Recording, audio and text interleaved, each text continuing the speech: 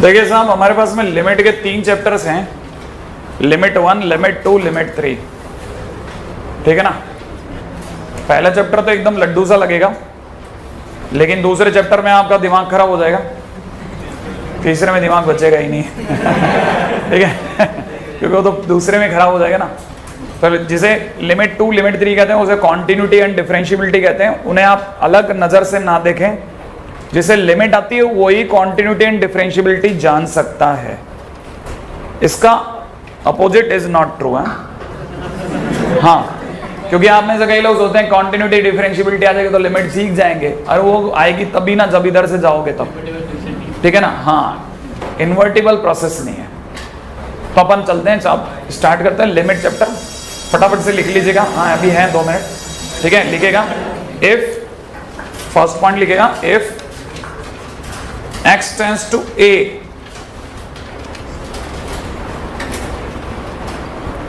gives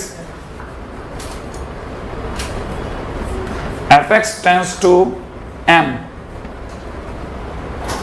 If x tends to a gives fx tends to m, then it is represented by limit x tends to a fx equal to m.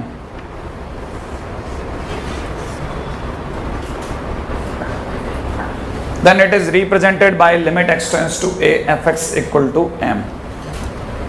देखिए, अगर आप इसकी भावनाओं को समझ जाएंगे तो आपको बहुत हद तक काफी फंडामेंटल क्लियर हो जाएंगे इसके।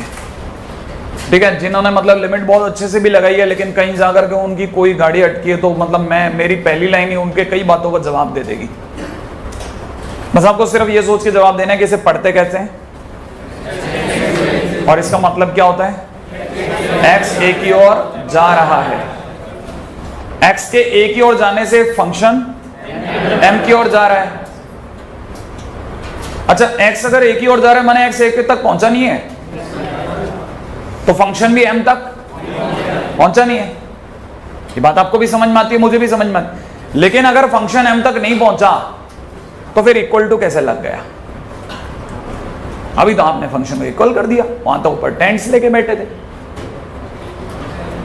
अगर आपको ये कहानी पकड़ में आ गई तो आपको समझ में आ जाएगा कि लिमिट की पहली लाइन ये बताती है कि जिसे लिमिट में इक्वल कहते हैं वो एक्चुअल इक्वल नहीं होता, वो टेंडिंग इक्वल होता है। क्योंकि ऑलरेडी टेंडिंग इक्वल को हमने इक्वल लिखा है, तो जब तक ये limit x tends to a लिखा है, ये ओरिजिनल इक्वल नहीं है, ये टेंडिंग इक्वल है। आप कहानी पकड़ गए या नहीं पकड़े? इसका मतलब इसकी कहानी की थ्योरी ही झूठ पर है। समझ गया? ये इसने, और ये सच्चा आदमी है क्योंकि इसने अपनी पहली बात ये बोली कि तुम समझ के चलना, जो मैं जब मैं कहूं ना कि हाँ मैं इसके साथ हूं तो मैं उसके साथ नहीं हूं।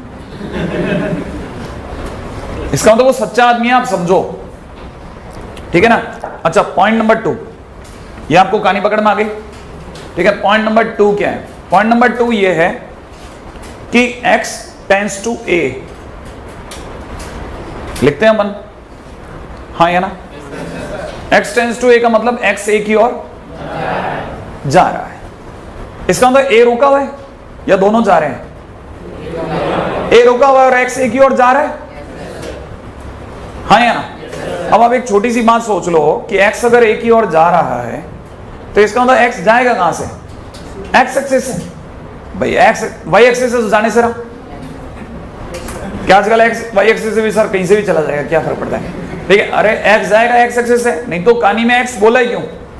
इसका मतलब ये कि x के पास में जाने का सिर्फ एक ही रास्ता है, x एक्सिस चल भाई। और इसका मतलब a भी x एक्सिस पे कहीं है, नहीं तो ये जाएगा कैसे?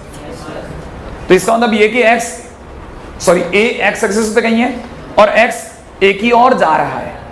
तो x अगर a की ओर जा रहा है तो या तो इधर से जा रहा होगा भाई, ऐसे जा रहा है धीरे धीरे, और या फिर उधर से इधर जा रहा है भाई। मूवमेंट या तो इधर से होगा या इधर से ही होगा, हाँ या ना। इसका मतलब नेचुरल है, नेचुरल कि x के पास जाने के सिर्फ 2 ही रास्ते थे, या तो a के राइट साइड से जाए या लेफ्ट साइड से जाए। अपर लिमिट लोअर लिमिट नहीं होगी, या तो लेफ्ट हैंड होगी या राइट हैंड ही होगी। ये बुक्स ने नहीं बोला, आप ही समझ लो, आपको पता चल जाएगा। एक्स के पास में जाने का रास्ता है क्या भाई? या तो इधर से जाएगा या इधर से जाएगा। और जिस दिन इधर से जाएगा दुनिया कहेगी देखो एक्स ए से बड़ा है, और जिस दिन इधर से जाएगी दुनिया बोलेगी देखो एक्स ए से छोटा है। इसीलिए दुनिया LHL के टाइम पे A माइनस एच और RHL के टाइम पे A प्लस एच रखवाती है।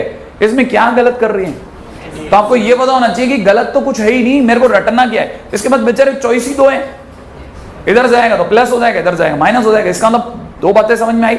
ये अपने घर से नहीं बन रही, मतलब आपको पता लगा होगा ये बेचारे के पास चॉइस ही नहीं थी कोई, ठीक है। इसीलिए ये RHL बना और ये LHL बना। अब यहां एक और बात समझने की है, x टेंड्स टू a का एक इनडायरेक्ट मीनिंग ये है कि x अगर a की ओर जा रहा है भाई, x a की ओर जा रहा है माने जाए जा रहा है, पहुंचा नहीं है। आप समझ गए बात को? x अगर a की ओर जा रहा है इसका मतलब x पहुंचा नहीं है, क्योंकि x अगर a की ओर पहुंच गया तो फिर लिमिट किस बात की? फिर तो x इक्वल टू a लगा ले भाई।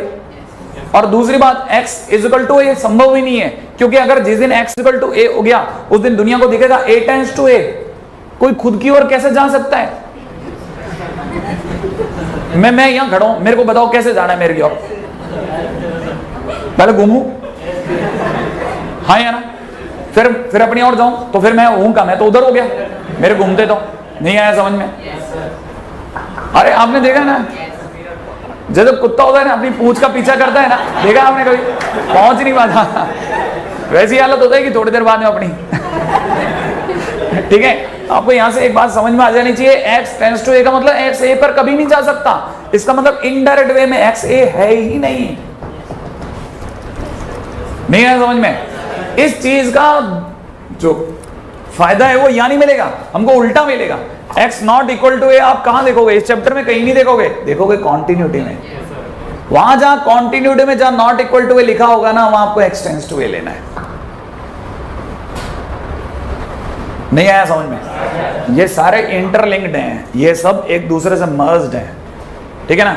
इसलिए कई books limit, continuity and differentiability करके चैप्टर बनाती हैं, क्योंकि ये सब एक ही हैं। समझ में आया? चलिए बाकी बातें अपन अब आने वाले टाइम में करते हैं।